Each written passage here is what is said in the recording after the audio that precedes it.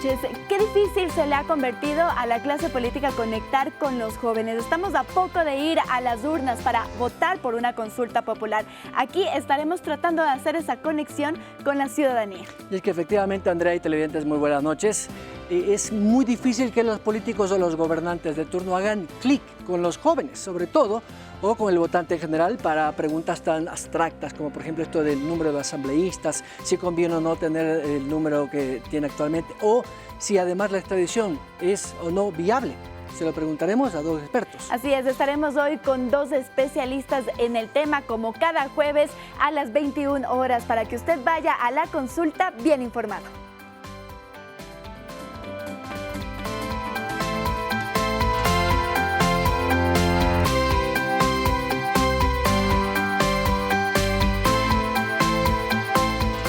Muy bien, Byron, vamos a entrar en materia entonces. Hoy nos concentraremos en 2 de las 8 preguntas que usted encontrará en la consulta popular. La que tiene que ver con disminución de legisladores y también la que tiene que ver con la extradición. Para eso ya tenemos con nosotros a nuestros 2 juristas que nos acompañarán por esta hora y en este día. Estamos entonces con Ismael Quintana. Él es constitucionalista, es abogado experto en el tema que trataremos el día de hoy. Además es profesor de Derecho Constitucional. También nos acompañará en esta mesa de trabajo la abogada Livia Rivas. Es máster en Derecho Constitucional y presidenta del Instituto Ecuatoriano de Estudios Legislativos. Muy bien, con eso y para formalizar un poquito, vamos a conocer entonces de qué trata esta pregunta que usted encontrará en la papeleta de extradición. Veamos.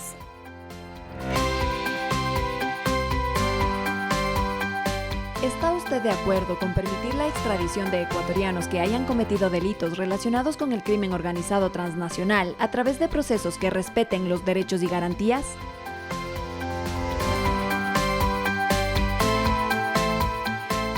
Muy bien, entonces estamos ya con la pregunta que usted encontrará sobre la extradición. Ya hemos salido a la calle, Byron, para poder preguntar a la ciudadanía si realmente se entiende en principio qué es extradición. Sobre todo los jóvenes, ¿no? Son quienes, digamos, están como un poco más alejados de estos temas que resultan un poco incluso abstractos, ¿no? Para todos, incluso para los chicos. Así es, vamos entonces a mirar qué fue lo que respondieron. ¿Qué se le viene a la mente cuando le digo extradición? Cuando son las personas delincuentes y las sacan del país, ¿no? Y tienen delitos pendientes con el extranjero. Extradición, narco, ¿no? Es lo primero que se me viene a la mente. Así, narcotraficante, droga. Pedir que otro país traiga algún delincuente o alguna persona que esté pasando por procesos, yo que sé, penales, alguna índole de esas, para que sea traído de otro país hacia acá al Ecuador. ¿Sabe usted qué es la extradición? Es enviar a criminales, ¿no?, fuera del país. Entiendo que es eso. Cuando han cometido actos fuera de la ley en el país, en nuestro país en este caso. Mandar o traer personas con antecedentes o algún otro inconveniente legal. No tengo idea. ¿Sabe quién podría ser extraditado si en Ecuador se aprueba esta figura? Las personas que tienen que ver más con el narcotráfico. De los narcos, creo, no sé. Los narcos puede ser. Por lo que de política no sé, de política, señorita. ¿Le parece buena idea autorizar la extradición de ecuatorianos? Si es que están asociados al crimen organizado, la verdad es que sí. Bueno, sinceramente, porque yo no desconozco todavía esa pregunta, pero yo creo que sí sería buena idea. Me parece muy buena idea, pero me parece un pretexto también porque desgraciadamente vivimos con el trauma correísta que quieren extraditar solo al expresidente Rafael Correa. Y no me parece bien que tomen ese pretexto para influir a la gente con un contexto diferente de esta pregunta. Pues yo creo que sí. Porque pues tienen que ser juzgados de alguna manera, y si aquí la ley en realidad no es que sea muy buena que se diga, si en otro lugar es mejor, pues para que paguen por lo que hayan hecho.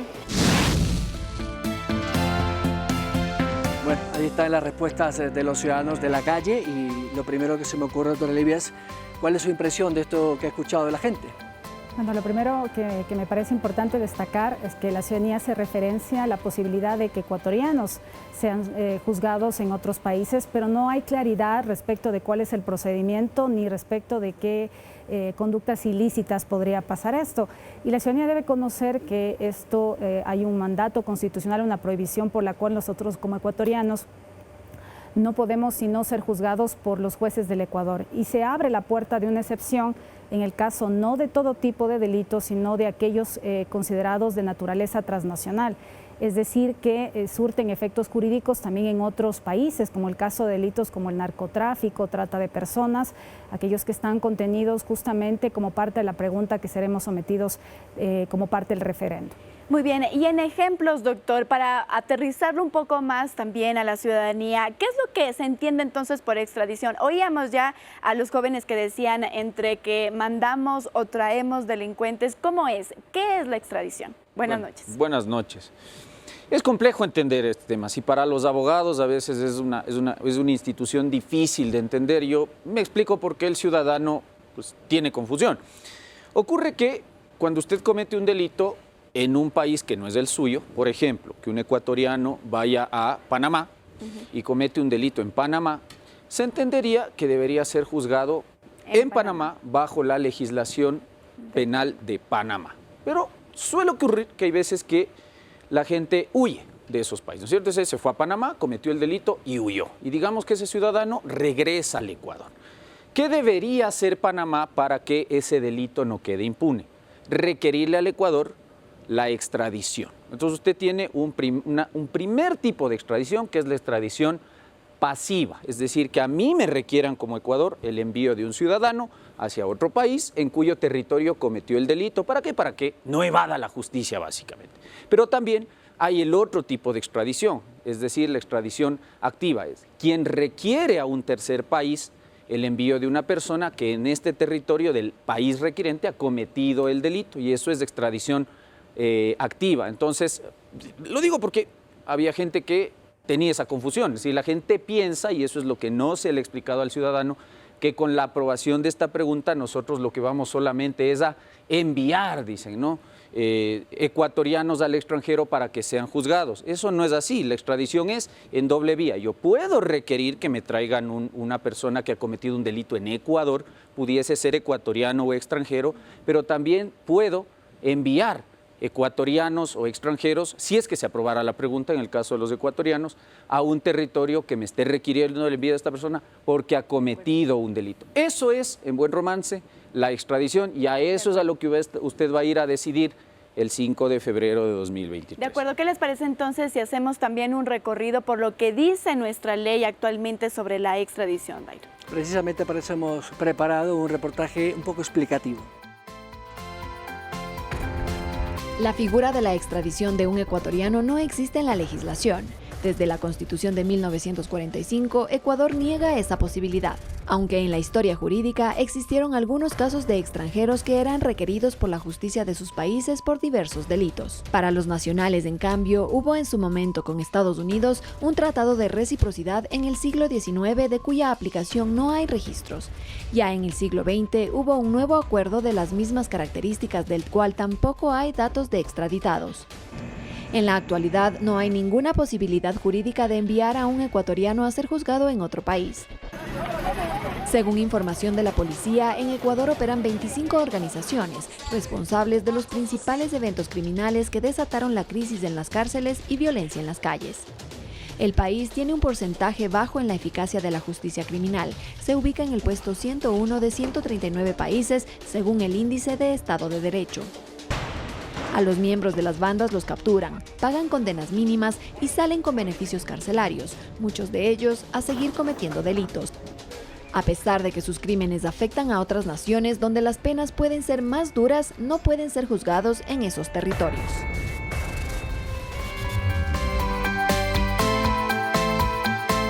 Bueno, ahora con esta información de nuestra compañera Miri Sembrano tenemos, digamos, una idea un poco clara. Pero doctora Livia, a mí me surge una pregunta que lo he conversado con muchas personas en la calle, algunos ciudadanos. Y claro, la gente asocia estas extradiciones con esos guiones de película, lo que se vivió en los años 80 y 90 en Colombia, donde incluso había este famoso grupo, los extraditables, ¿no? Que uno ve hasta en películas de Netflix. Una figura así tiene que hacerse, pero con el otro país que también tiene que firmar este acuerdo. Por supuesto, para que pueda operar la extradición, como ya lo ha explicado acertadamente Ismael, pues uno de los elementos es, por un lado, reformar efectivamente la Constitución, que ahora contiene esta prohibición, pero adicionalmente habrá que aplicar también estos convenios que existen de manera bilateral con la finalidad de que se pueda extraditar. No es suficiente solo la reforma constitucional, también habrá que aplicar aquellos convenios suscritos por el Ecuador o inclusive celebrar nuevos convenios, nuevos tratados de extradición y adicionalmente reformar la ley de extradición, que es parte de los anexos de la pregunta que disponen a la Asamblea Nacional que en un plazo de un año pues también entre a reformar la ley de extradición, entre un proceso de reforma de la misma. Esto es lo que nos va a permitir definitivamente poder aplicar esta figura bajo el supuesto de que la ciudadanía pues dé el voto favorable. Ahora, me parece importante señalar del reportaje que ustedes hacían referencia que hay una percepción en torno a la administración de justicia, ¿no es cierto? Parecería que ante la falta de credibilidad y confianza ciudadana con los resultados en la administración de justicia, esta podría ser una pregunta que podría dar un alivio ante la situación de inseguridad que vive el país. Sin embargo, es importante señalar que más allá de los resultados de esta pregunta, esto será un elemento dentro de un gran espectro que deberá considerar el gobierno nacional para combatir efectivamente la seguridad. Decir que con esto efectivamente el cometimiento de este tipo de delitos van a poder ser juzgados y sancionados adecuadamente como esperamos todos, pues no necesariamente será así, ni tampoco será la solución definitiva al tema de inseguridad. Y sobre eso precisamente también tenemos preguntas de la ciudadanía que les quieren hacer a ustedes para entender un poco más a fondo sobre la extradición. Escuchemos entonces la primera pregunta, producción. ¿Cómo se combate la delincuencia con la extradición? Justamente, doctora, lo que usted nos comentaba hace poco y ahora le paso esta pregunta al doctor Quintana.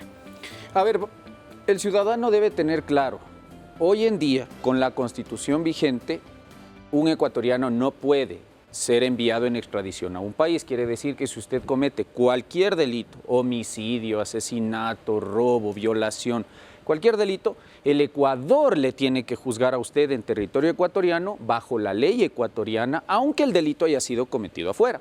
Eso es hoy. ¿Qué va a cambiar con la pregunta si es que esta es aprobada? Mayor cosa, no. ¿Por qué razón? Porque a la gente se le está vendiendo la idea de que con esto al día siguiente los choneros son extraditados o que personas que han cometido delitos de corrupción en Ecuador van a ser extraditados. Entonces, claro, se ha vendido esta falsa percepción de que solamente con la herramienta de la extradición la problemática de la inseguridad en el país va a mejorar. Eso no es del todo cierto. Hay delitos específicos, entendemos. Efectivamente, entonces, porque además a la gente hay que decirle la verdad, ¿ya? No todos los delitos, aunque esta pregunta se apruebe, no todos los delitos van a ser susceptibles de extradición.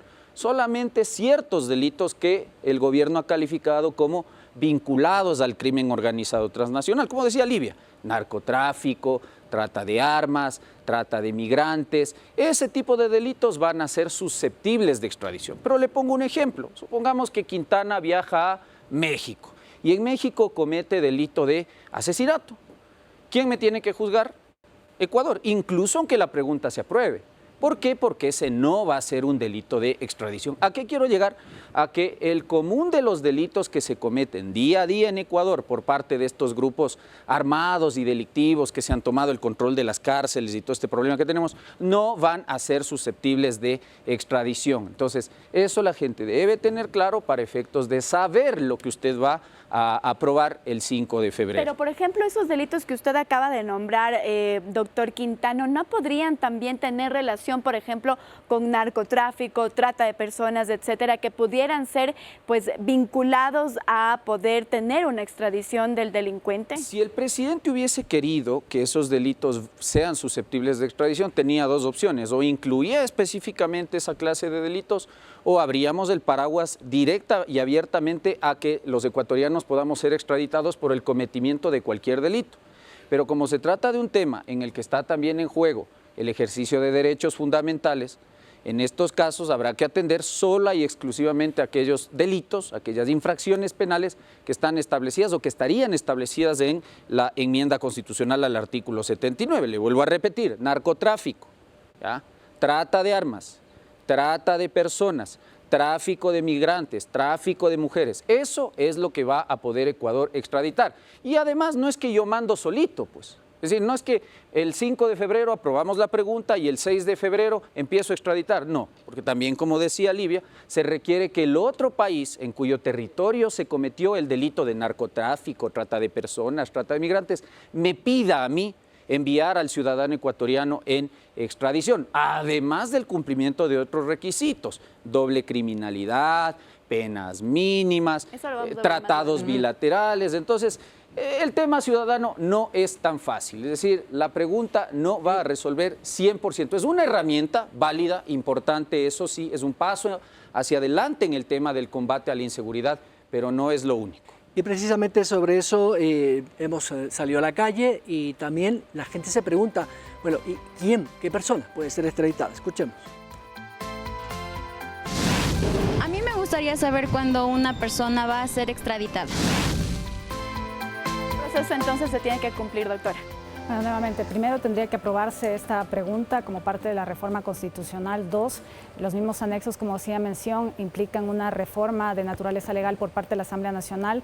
3, tienen que existir convenios bilaterales en materia de extradición con aquellos países con los que podría aplicarse este tipo de delitos. Como ya lo señalaba Ismael también, no es en todos tipos de delitos, son aquellos que están establecidos justamente en la pregunta, y es por esa razón también que la Corte Constitucional en su dictamen ha permitido que a través de enmienda con este referéndum se pueda permitir la extradición de ecuatorianos. Pero adicionalmente hay otras condiciones que están establecidas también en la pregunta para que proceda la extradición de ecuatorianos, que se debe demostrar que no tiene relación con razones sobre raza, temas políticos, es decir, temas que podrían llegar a pensar que no tienen relación alguna con los delitos que son susceptibles de extradición, sino que tienen otro tipo de motivaciones. Todos estos elementos van a ser los que deberán ser analizados en su momento para que proceda la extradición. Doctor Ismael, me surge una curiosidad. Hace poco vimos que Estados Unidos está juzgando por lavado de activos, enriquecimiento ilícito a algunos ecuatorianos. Y acá también están siendo juzgados por delitos similares. De aprobarse esta pregunta, Estados Unidos, en este caso puntual, solo por poner un ejemplo, podría firmar un acuerdo, por ejemplo, para que sean juzgados aquí en Ecuador, de darse el caso, ¿no? Por supuesto, o viceversa. Es que de hecho para que opere la extradición debe haber un convenio, ya sea bilateral o multilateral, entre Ecuador y un país o varios países, dentro del cual se van a determinar en qué condiciones, en qué casos y cuál es el trámite para proceder a la extradición. Es decir, la extradición no es solamente un tema de me han pedido a mí que envíe a una persona a ese país, sino que dentro de eso, en la legislación interna de cada país, hay que establecer ciertos procedimientos, ciertos requisitos que hay que cumplir para efectos de llevar a cabo un procedimiento que es tan engorroso y al que al Ecuador históricamente le ha costado mucho. Ahora, yo sí quisiera retomar lo que la ciudadana preguntaba, ¿quién puede ser extraditado? Sin reforma constitucional, hoy sí hay cómo referirnos a la extradición.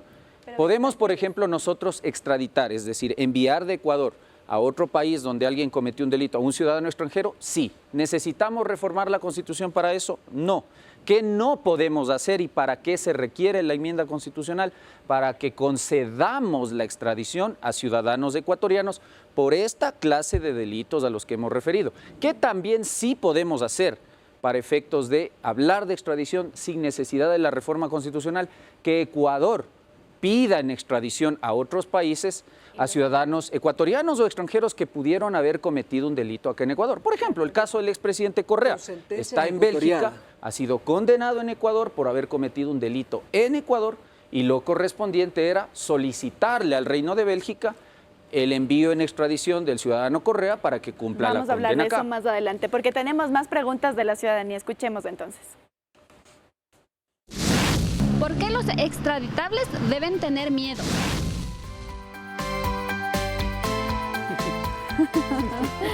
Son las preguntas ciudadanas. ¿Por qué debería tener miedo una persona que sería extraditable si se aprobara esta pregunta? Nuevamente creo que esto tiene relación con la percepción que tiene la ciudadanía respecto de cómo funciona la administración de justicia en el país. La poca credibilidad y los resultados y el hecho de que muchas personas que están vinculadas sobre todo a temas relacionados con el crimen organizado o graves casos de delincuencia, sobre todo en temas de narcotráfico, ha generado la percepción de que en el Ecuador la posibilidad de obtener justicia y de que personas que están vinculadas con este tipo de delitos efectivamente van a ser juzgados y sancionados con el máximo rigor de la ley. De ahí la posibilidad de que pueda generar temor en estas personas que tal vez pueden recurrir a prácticas ajenas al Estado de Derecho, que pretender salir bien librados dentro de estos procesos de juzgamiento, cosa que no pasaría si son resultado de una extradición en otros países, como por ejemplo en el caso de los Estados Unidos, donde suele generarse un temor respecto a la posibilidad de ser juzgados en ese país. Doctor Ismael, y a propósito de eso, he escuchado algunas organizaciones políticas, movimientos ciudadanos, incluso abogados, que dicen no a la extradición porque eso nos quita soberanía, es un poco de argumentos más allá de lo jurídico que de pronto los ciudadanos se lo pueden creer. ¿Por qué hay que temer a la extradición? O mejor dicho, ¿por qué decirle no a la extradición? No, yo no creo que hay que decirle no a la extradición, honestamente. De hecho, yo soy de los que cree que la pregunta resulta ser insuficiente, básicamente porque el catálogo de delitos por los cuales Ecuador podría conceder la extradición de un ciudadano ecuatoriano es bastante reducido, ¿ya? Y a partir de eso a la gente se le está creando, a mi juicio, una expectativa demasiado alta en torno a lo que tiene que ver con la extradición. Es decir, la gente está pensando que con aprobar la pregunta 1 vamos a extraditar a los Lobos, a los Choneros, al Daniel Salcedo, al Jorge Glass, y eso no va a pasar, por si acaso. Delitos cometidos en Ecuador se juzgan en Ecuador, se procesan y se sancionan en Ecuador por elemental principio de territorialidad. Entonces yo creo que no hay que decirle no, pero insisto, tampoco debemos creernos el cuento de que con la extradición solucionamos los problemas de inseguridad, porque son temas internos. Y el tema de que la extradición resta soberanía al país es una falsedad, porque realmente la extradición más bien es una herramienta utilizada por el derecho internacional público, es decir, donde las naciones acuerdan a través de unas normas que se llaman convenios, tratados, instrumentos internacionales, que estos institutos, estas herramientas se puedan aplicar precisamente para cooperar y evitar que ciertos delitos que se cometen en otros países no queden en la impunidad. ¿Qué pasa si afecta a otra nación lo que ocurre aquí en el Ecuador? Me invento, una banda delictiva comete algún ilícito aquí en el Ecuador, pero está a su vez afectando a otra nación. ¿Podría ser extraditable? No, señor. El delito se cometió en Ecuador, se tiene que juzgar en Ecuador. Perdón que sea tan insistente en esto. Y droga, por ejemplo, el tráfico de drogas, etcétera, que va de un país a otro, no se considera. Si el delito se planificó acá, se preparó aquí y se cometió acá, el delito se juzga en Ecuador. Y si se planifica, digamos, en México, llega hasta Ecuador, ¿podría ser extraditable? Si la droga llega, por ejemplo, a México o a Estados Unidos, habría que analizar la posibilidad de que, evidentemente estamos en el escenario de que la pregunta número 1 es aprobada y que el delito es cometido por un ecuatoriano. Ya, en ese contexto, habría que analizar, 1, si primero tiene convenio bilateral o multilateral de extradición, 2, si en ese convenio está autorizada la extradición para esa clase de delitos. 3, si es que aunque el delito se cometió en territorio, por ejemplo, en este caso ecuatoriano, pero también surte efectos en territorio, como usted dice, mexicano, peruano, estadounidense, si es que en esos casos cabe la extradición o Ecuador se obliga, porque además nuestra Constitución indica eso, a juzgar ese delito acá en Ecuador. Porque si el delito se cometió en Ecuador y surte efectos en México, Perú, Estados Unidos, ¿dónde están las pruebas para evidenciar que de esos hechos hay cometimiento del delito? En Ecuador. Entonces difícilmente vamos a poder hablar de extradición. A propósito de eso, vamos a compartir otra de las preguntas que hicimos en la calle. ¿Por qué se oponen a la extradición? Doctora Lidia, para ahondar un poco en el tema. Claro que sí. Bueno, Ismael ya comentaba hace un momento que no es un tema de oponerse en sí mismo a la extradición. Me parece importante que la ciudadanía tenga claro cuáles van a ser los resultados de un voto favorable o en contra de la misma. Hay una percepción ciudadana en el sentido de que esto podría combatir eficazmente contra el crimen organizado, la delincuencia, todos los resultados, sobre todo vinculados con el narcotráfico. Creo que lo que ha sucedido a nivel de los centros de privación de libertad en el país ha generado una percepción de lo que mejor el cometimiento de este tipo de ilícitos podría evitarse con la extradición, lo cual es errado. Creo que Ismael ha hecho una vasta explicación suficientemente clara en el sentido de cómo podría ser realizada la extradición en caso de aprobarse esta pregunta. No hay que tenerle temor, creo que aquellos ciudadanos que puedan ser solicitados por otros países en la medida en que efectivamente se compruebe el cometimiento de este tipo de delitos, pues deben ser juzgados garantizándole, como prevé la propia Constitución, en caso de ser reformada también, todas las garantías del derecho al debido proceso. Muy bien, con eso entonces nosotros vamos a ir a una pausa. Así es, vamos a una pausa, pero regresamos con la siguiente pregunta que trata de la Asamblea Nacional.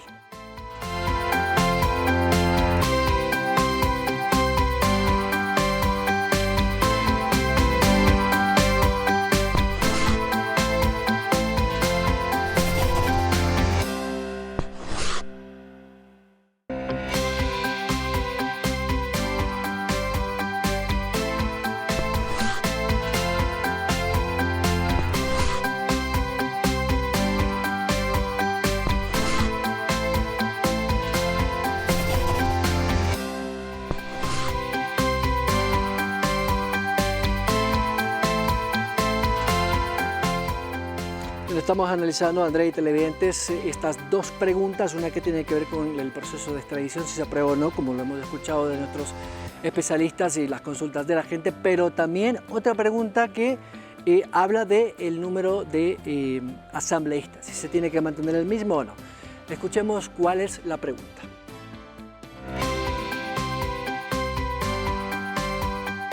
¿Está usted de acuerdo con reducir el número de asambleístas y que se los elija de acuerdo a los siguientes criterios? Un asambleísta por provincia y un asambleísta provincial adicional por cada 250.000 habitantes, 2 asambleístas nacionales por cada 1.000.000 de habitantes y un asambleísta por cada 500.000 habitantes que residan en el exterior.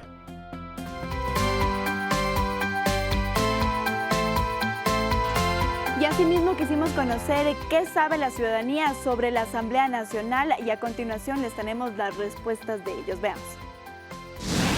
¿Sabe cuántos asambleístas hay actualmente? No tengo idea, él sabe más de eso. Claro, 134. No, 27. ¿Sabe cuáles son las competencias de la Asamblea Nacional? No. Hacer leyes. Legislación que tiene que ver con aprobación de leyes y fiscalización. Si le digo asamblea, ¿qué es lo primero que se le viene a la mente? Personas de los que están encargados de tomar las decisiones, sí o no, de lo que se debe hacer, lo que está bien para la ciudad, el país y todo eso. Donde todos como toman decisión sobre el país. Asamblea, lo que se me viene a la mente es robo, corrupción. ¿Cree en la Asamblea Nacional? No, porque la gente no está capacitada, la gente que entra a la asamblea. Entonces van únicamente a ganar su sueldo y listo. No, para nada. Tienen su vida totalmente mezclada, llena de corrupción y basura, que logran que la mayoría de las personas seamos parte de eso y nos acostumbran a una sociedad una sociedad con una mentalidad de pobre. Es muy incierta, la verdad, esto de la asamblea. No me gustan los políticos de hoy en día, la verdad. Mucha corrupción. Es un poder del Estado que realmente debe existir, pero la administración y control de la política debe ser mejor. ¿Cree que debería haber más o menos asambleístas? Menos asambleístas, obviamente, porque muchos de ellos están ocupando un puesto que quizás otras personas también lo podrían hacer, ganan mucho sueldo y muchos de ellos no compensan el sueldo que realmente tienen. Adicional a esto, no siento que realizan una buena gestión por el pueblo. Yo creo que sí debería haber menos asambleístas y más decisiones importantes que cada uno debería tomar. Mucho menos. Menos de la mitad, porque verdaderamente no justifica para nada, absolutamente no justifica. Aparte de cada asambleísta que tiene asesores, verdaderamente ahí se pierde muchísimo del presupuesto y ellos no cumplen nada de lo que están designados por el pueblo. Más bien se ponen chistosamente a crear el día del bizcocho, es vergonzoso. Bueno, hemos escuchado a la gente. Doctora Livia, ¿qué opinión le merece estos comentarios de la gente? Bueno, nos queda clarísimo que en esta pregunta con seguridad el sí será abrumador. Y esto es importante por esta baja credibilidad y percepción que tiene la ciudadanía. Yo personalmente me oriento por el no. ¿Por qué razón? Porque más allá de que inclusive hay algunos casos de ciudadanos que desconocen cuál es el número exacto de legisladores, que actualmente son 137, y que si se mantuviera como está el texto actual, en las próximas elecciones correspondería incrementar a 150. Pero luego del dictamen que ha dado la Corte Constitucional en el sentido de que a juicio de la Corte no se afecta la representación, porque por lo menos habría un asambleísta por cada una de las provincias, aproximadamente tendremos, de acuerdo con el propio dictamen de la Corte, con los cálculos que constan en el propio dictamen, alrededor de 118 asambleístas, de los cuales los que actualmente son 15 asambleístas nacionales se incrementarían a 34, bajarían los asambleístas provinciales, que actualmente son dos por cada provincia, quedarían uno de 116, que son alrededor de un poco más de 80. Y también se afectarían las circunscripciones del exterior, que actualmente hay 6 asambleístas por 3 circunscripciones del exterior, quedarían alrededor de 4, porque ya se cambiaría también el mecanismo por el cual se designan a los legisladores. Entonces vemos cómo lastimosamente los resultados, la calidad de las decisiones del Parlamento ecuatoriano hacen pensar, inclusive en algunos casos, que este órgano no sería necesario, lo cual es la función legislativa, es el contrapeso del Ejecutivo y fundamental en un Estado democrático. ¿Cómo entender también este tipo de respuestas, doctor Quintana, cuando hay muchísima ciudadanía que nos respondió: no quiero opinar porque no me gusta la política, no creo en los políticos?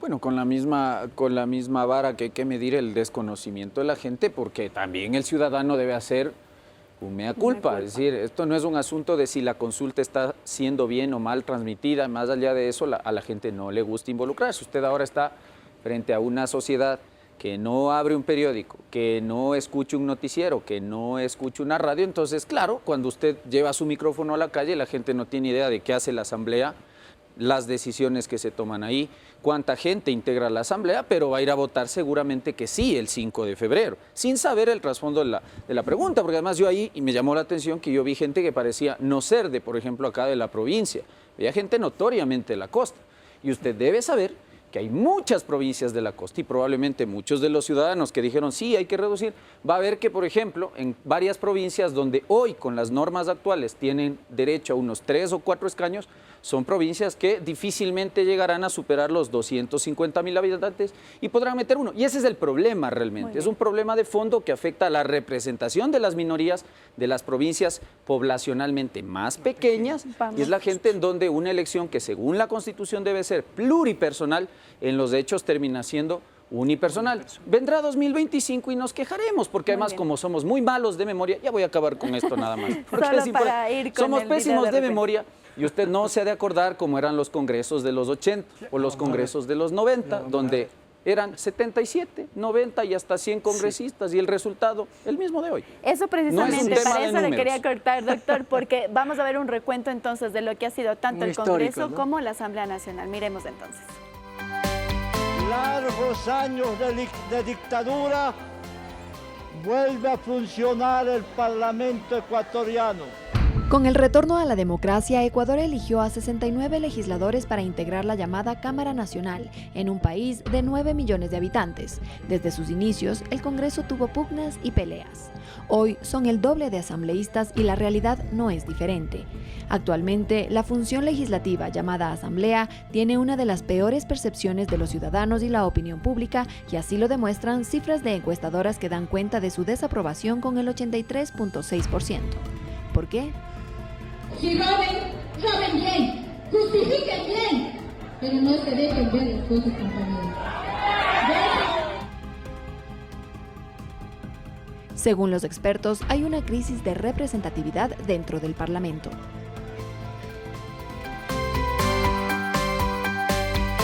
Bueno, esa es la triste historia de nuestra legislación ecuatoriana. Digo triste porque efectivamente la gente se queda en la retina, doctor Ismael, de los escándalos, porque lamentablemente el ser humano pues tiende a recordar por lo general este tipo de hechos que lamentablemente son cuestionables y bochornosos.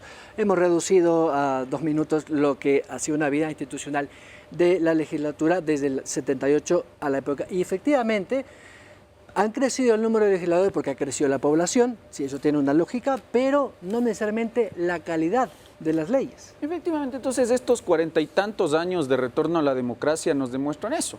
El problema no es o no está en si las legislaturas se componen de 70, 80, 100, 200, 500 legisladores. Ese no es el problema, no es el número, sino la calidad. Es decir, usted tiene un problema de partidos políticos y es algo en lo que Ecuador todavía no ha trabajado.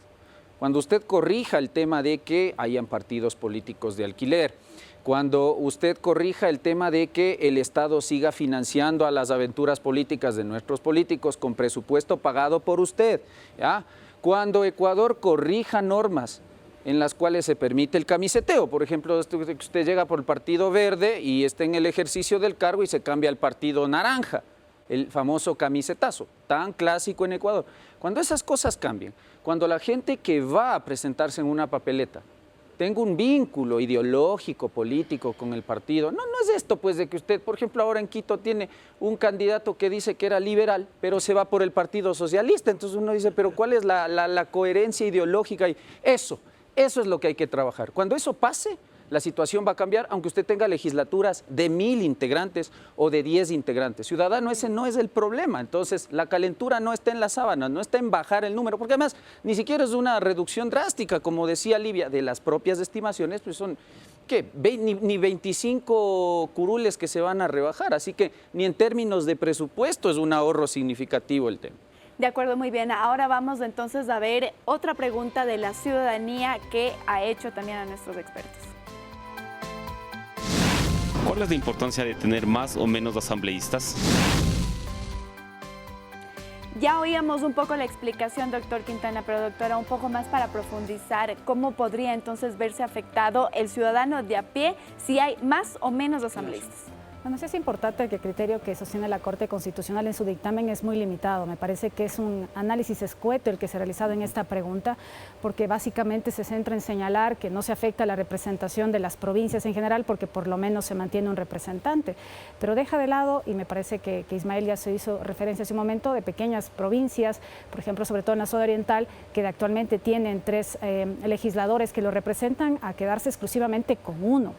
Y esto va a limitar necesariamente la posibilidad de que las demandas ciudadanas en estas provincias alcancen un resultado favorable a nivel de términos legislativos en la Asamblea Nacional, porque obviamente en la medida en que determinadas provincias tienen un número más de representantes, la posibilidad de presentar iniciativas legislativas que puedan resultar favorables a determinadas zonas del país. Miren ustedes, sobre todo en el ámbito de la región amazónica, suelen impulsar iniciativas que pretenden el desarrollo de estas regiones, al igual que en las zonas fronterizas. Entonces sí va a haber una limitante en torno a la representación. Ahora se pretende, incrementando a los asambleístas en el ámbito nacional, pensar en todos los intereses a nivel de todo el Estado, sin distinción de una provincia en particular, pero definitivamente esto va a generar, a mi juicio, un mayor debilitamiento en esta conexión tan importante que demandamos todos los ciudadanos de nuestros legítimos representantes con las demandas individuales y locales de la ciudadanía en general.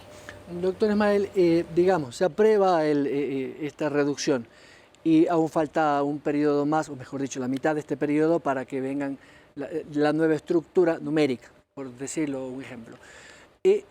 ¿Cómo puede mejorar en algo, digámoslo así, la legislación de las nuevas normativas de aquí hasta el 2025, si es que efectivamente ya hay esta camisa de fuerza, por decirlo de alguna manera, en el caso de que se apruebe la reducción en sentidos prácticos me refiero, ¿no? En leyes que necesita el país, seguridad, leyes laborales, etcétera? A ver, hay que aclarar, porque también eso se ha dicho respecto a esta pregunta, que si se aprueba, entonces hay legisladores que se van a ir a la casa. No es así. No. La norma va a regir desde 2025. Este periodo legislativo va a concluir con 137 asambleístas desempeñando sus funciones. mayor cosa no podemos esperar que cambie porque las reglas de juego siguen siendo las mismas, es decir, esto habría que esperar a ver si nos da algún resultado a partir del periodo legislativo de 2025, mucho más cuando con la eventual aprobación de la otra pregunta de la enmienda que tiene que ver con el traslado de la potestad nominadora, ya sería más esta siguiente Asamblea Nacional la que tendría que asumir una delicadísima función, además de legislar y fiscalizar, que es designar autoridades de control. Entonces, tal vez por ahí podríamos empezar a medir si la reducción sirvió, pero le insisto, seguiremos siendo monocamerales, no tenemos 2 cámaras, así que los procesos de legislación siguen siendo los mismos, los procesos de fiscalización siguen siendo los mismos, es decir, mayor cosa no va a cambiar. Doctora, yo quiero volver nuevamente a lo que usted hace poco nos comentaba sobre esta, que podría ser, entre comillas, falta de representatividad que podría ocurrir si se aprueba también esta pregunta en la consulta popular. ¿Qué decir sobre aquellas personas que opinan que si ahora que son 137 asambleístas no logran ponerse de acuerdo en leyes, cómo haremos cuando el censo poblacional nos vaya diciendo que tenemos que ir aumentando a los legisladores? Bueno, es importante y me parece que debo completar lo que me refería hace un momento. No solo hay una afectación a la representación en el ámbito provincial, sino que los migrantes, que hay que recordar que es a partir de la Constitución del 2008 donde se establece la representación por circunscripciones del exterior. Y de forma tal que nuestros migrantes ecuatorianos en otros países tienen su representación, tienen que ser representantes, es legisladores actualmente en la Asamblea Nacional, que como consecuencia de que llegara a aprobarse esta pregunta, pues quedarían limitados alrededor de 4 o 3 legisladores que representarían a los migrantes en el exterior, sobre la base de que serían por cada 500.000 habitantes, sobre la base de los registros que se deben hacer en el exterior y que es una competencia que está a cargo del Ministerio de Relaciones Exteriores. Entonces, por ese lado también hay una afectación, pero ¿qué es lo que variaría? Bueno, parecería que también la percepción ciudadana, la Asamblea de ahora no obtiene acuerdos, lo cual es errado pensar. Si nosotros revisamos el registro oficial, vamos a ver cómo a lo largo de este periodo legislativo, es decir, desde el año pasado, van a completar ya en mayo de este año alrededor de 2 años, hay alrededor de más de 30 proyectos de ley que ya están publicados en el registro oficial. ¿Qué nos dice este resultado? Que efectivamente sí es posible llegar a acuerdos y que en este proceso ha sido el Ejecutivo copartícipe del proceso de legislación, porque si no hay un Ejecutivo que sancione u objete los proyectos de ley y que finalmente sean allanados o ratificados por el Parlamento, no existirían leyes que estén actualmente rigiendo. Entonces, el tema de los acuerdos pasa por decir que a lo mejor reduciéndose el número de asambleístas esto se va a facilitar. Lejos de eso, lo que nosotros tenemos que ponernos a pensar es que la calidad de las decisiones no necesariamente van a variar, aunque se aumenten o se reduzcan. Seguirán habiendo cuestionamientos respecto del tipo de resoluciones que aprueba el Parlamento, como hace un momento hacía un ciudadano referencia a una de las resoluciones que se aprobó recientemente en la Asamblea. Ese tipo de resoluciones no van a desaparecer porque se reduzcan los legisladores, van a seguir manteniendo las leyes, van a seguir revisando conflictos, sobre todo en el ámbito económico y en materia de fiscalización y control político de igual manera. Doctor Ismael, y ahí la pregunta que muchos ciudadanos se hace también es, bueno, la calidad de personas que elegimos, que también nosotros como votantes tenemos una corresponsabilidad directa, porque nosotros escogemos a nuestros representantes. Y claro, siempre hay ese concepto de que no, es que tenemos que darle oportunidad a todos, no solamente a los preparados, a los que han ido a la universidad, sino el pueblo llano, digamos, como eran esas asambleas populares de la Francia del siglo XVII. Pero en realidad sí se necesita un estudio, digamos, una preparación para que estos legisladores puedan hacer legislación de calidad.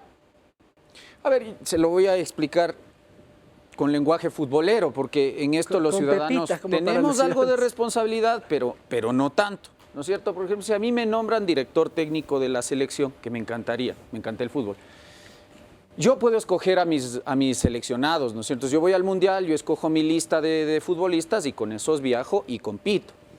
Eso no le pasa al ciudadano, porque el ciudadano, si bien, claro, tiene el poder de ir y ahora, además con el sistema que tenemos, que es un sistema de lista cerrada, es decir, el famoso voto en plancha, yo voto de lo que me ponen ahí. No es lo mismo que cuando uno, en el ejemplo que le pongo, escojo los futbolistas. Yo escojo de lo que me ponen, no de lo que yo puedo ir y decidir. Entonces, más que un problema de saber a quién elegimos, es saber también qué nos ponen los partidos políticos. Es decir, ahí empieza el asunto, ¿no? ¿Por qué? Porque en Ecuador además hay el monopolio partidista, es decir, no hay, como ocurría en constituciones pasadas, la posibilidad de que se presenten candidaturas independientes. No es que si Quintana quiere es candidato a la Asamblea Nacional, necesito el auspicio o ser militante o adherente de una organización política. Entonces, por eso yo le decía hace un momento que eso pasa por trabajar en una reforma profunda a nivel constitucional y a nivel de nuestra legislación electoral para fortalecer al sistema de partidos políticos. ¿Se está haciendo eso con esta pregunta?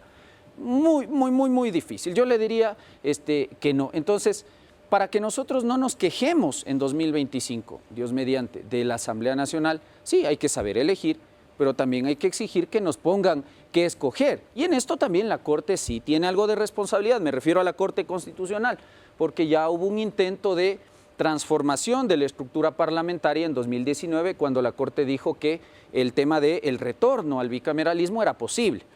Pero cuando se planteó establecer diferencias, como ocurre en la mayoría de países, vaya a Estados Unidos, por ejemplo, donde el acceso al Senado es distinto que el acceso a la Cámara Baja, donde usted tiene distintos requisitos, años de experiencia y ese tipo de cosas, a la Corte le pareció, regresivo de derechos, una cuestión que en países civilizados es absolutamente normal y nadie está viendo cucos donde no se debe. Entonces, en gran parte es eso, ¿no? Perdón, que hago una repregunta. Más o menos como el sistema que tienen los británicos, esta Cámara de los Comunes, que como su nombre indica son los ciudadanos de pie es un tanto distinto porque el Reino Unido es un tema que está vinculado muy fuerte al parlamentarismo. Nosotros somos un presidencialismo, distintos modelos, y los efectos de un parlamento tienen, en el Ejecutivo, por ejemplo, tienen diversas consecuencias en uno y otro sistema político. Ecuador es un régimen presidencial y evidentemente, como decía Livia, las legislaturas actúan como un órgano de peso y contrapeso respecto a las labores del judicial, del ejecutivo y de los inventos que tenemos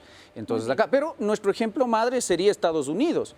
Entonces, por ejemplo, si usted dice es que los requisitos de acceso al Senado norteamericano son más gravosos que los que establece la Constitución norteamericana y la legislación para la Cámara Baja, entonces Estados Unidos no sería una democracia. En Estados Unidos se violan derechos fundamentales porque usted establece estas diferencias. Yo no he visto eso, solo acá se argumentó eso para proscribir que nosotros tengamos la posibilidad de agravar, lo cual yo no veo nada de malo, el acceso a la función pública, porque una legislatura, una curul en el Parlamento es una cuestión delicada, pues hacer leyes, hacer procesos de fiscalización y control político, no es soplar y hacer botella. Entonces eso no debería estar para cualquiera tampoco. Respecto de eso tenemos una última pregunta entonces ciudadana, escuchemos. ¿Se puede garantizar que con menos asambleístas no incluyan a cualquiera en la lista? Está clara la pregunta de autora, entonces. No se puede garantizar de forma alguna porque, como ya lo explicó Ismael, los requisitos para acceder al cargo de asambleísta no se varían de forma alguna. Lo único que se está haciendo es, las preguntas vinculadas con la asamblea prácticamente dicen relación, por un lado, con la reducción del número de asambleístas, dos, con este traslado de competencias del Consejo de Participación Ciudadana y Control Social a la asamblea, y con un tema vinculado con una reforma a los movimientos de organizaciones políticas. Pare de contar lo que dice relación con la Asamblea Nacional, de forma tal que los partidos y movimientos políticos van a seguir siendo quienes se incluyen en las listas como consecuencia de esta reforma, que particularmente estoy en contra de esta última reforma que se hizo al Código de la Democracia, que nos obliga a votar en lista, como ya lo explicó Ismael, donde prácticamente los únicos opcionados o las únicas opcionados que tienen posibilidad de acceder al Parlamento son los primeros o las primeras de las listas, sobre la base de decisión de los partidos o movimientos políticos, limitando sin duda alguna a los ciudadanos. Y creo que esta posibilidad que teníamos anteriormente de escoger entre listas nos permitía tener mejores asambleas que la que actualmente tenemos, que es una estricta responsabilidad de los partidos y organizaciones políticas. De acuerdo, es decir, que no garantiza que, por ejemplo, veamos nuevamente en las papeletas personas que han sido muy visibles para la ciudadanía con tal de que voten por ellos. Vamos a seguir teniendo en las papeletas electorales ciudadanos que con todos los méritos que pueden tener para incorporarse necesariamente van a ser el resultado de nuestras decisiones, porque, y eso lo hemos visto, que suelen incluirse en la lista, en las papeletas, pues personas que podrían tener una opción y que a lo mejor sería un resultado favorable para los ciudadanos que nos representen en la legislatura. Lastimosamente, por su ubicación, las posibilidades de acceder a la misma son prácticamente limitadas o imposibles. Quienes realmente tienen la opción de estar en el Parlamento son por este método de asignación de escaños y por esta forma de votación exclusivamente los primeros o las primeras de las listas, y dependerá también del porcentaje de representación. Y ahora, con lo que si de llegar a aprobarse esta pregunta de la reducción, imagínense ustedes aquellas provincias donde se quedarían exclusivamente con un legislador, pues la posibilidad se reduce aún más de que nosotros podamos ser efectivamente mejor representados. Bueno, con este último criterio de la abogada Livia vamos a irnos a una breve pausa, pero al final vamos a sacar unas conclusiones que nuestros expertos, por supuesto, nos darán para que usted vaya a las elecciones bien informado.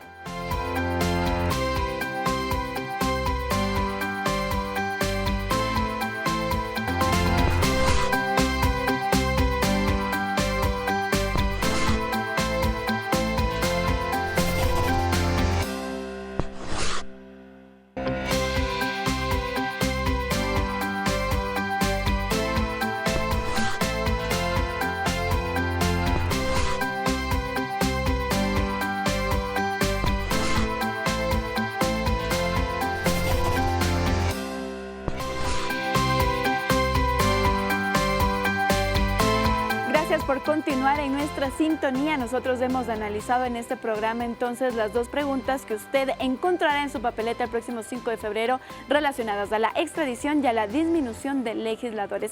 Tenemos poco tiempo, ambos nuestros expertos juristas han estado con nosotros toda esta hora y les pediría entonces también su percepción, un resumen de lo que hemos conversado, doctor Quintana. Yo lo que diría y le recomendaría al ciudadano es vaya a votar, pero vaya a votar sabiendo lo que va a decidir, ¿no? Entonces, consciente de que la extradición no soluciona los problemas de inseguridad, consciente de los límites de la extradición, consciente de que no todos los ecuatorianos por todos los delitos van a ser extraditados, que la extradición requiere de la cooperación de otros países, entonces no se coma ese cuento falso de que con la extradición mañana medio sistema carcelario se va a Estados Unidos o cualquier otro lado. Y en el caso de la legislatura, insisto, el tema no está en el tamaño de la legislatura, sino en la calidad de representación. Cuando trabajemos en eso, seguramente vamos a tener mejores asambleas nacionales.